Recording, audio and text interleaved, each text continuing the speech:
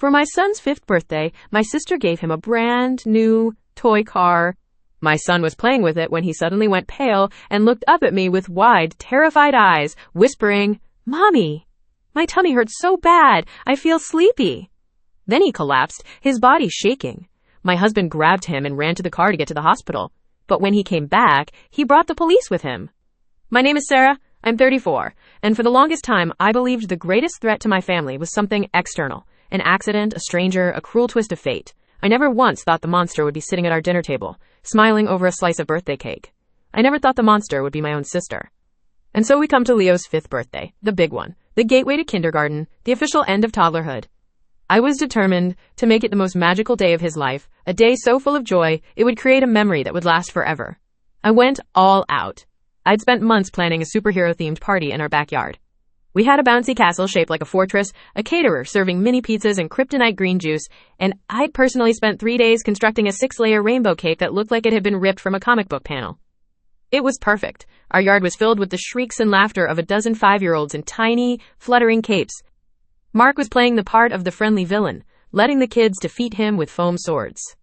Leo was in absolute heaven, his face smeared with chocolate frosting, his eyes shining with a light so pure it could have powered a city.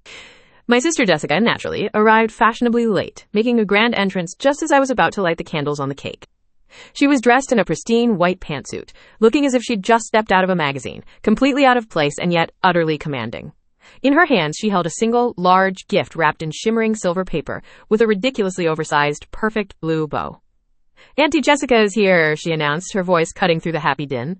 The children stopped playing. The parents turned. The spotlight, as always, found her. She knelt before Leo, her smile wide and dazzling, a perfect performance of a doting aunt. "I have something very, very special for you, sweet boy," she said, her voice a low, conspiratorial whisper. "Something much better than a silly bouncy castle."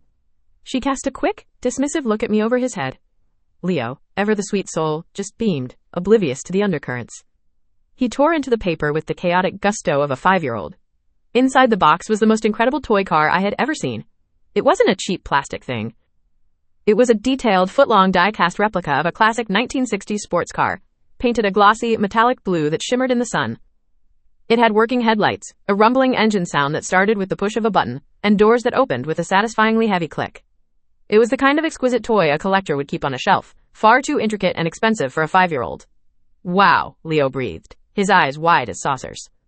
It was love at first sight. The cake was forgotten. The other gifts were discarded.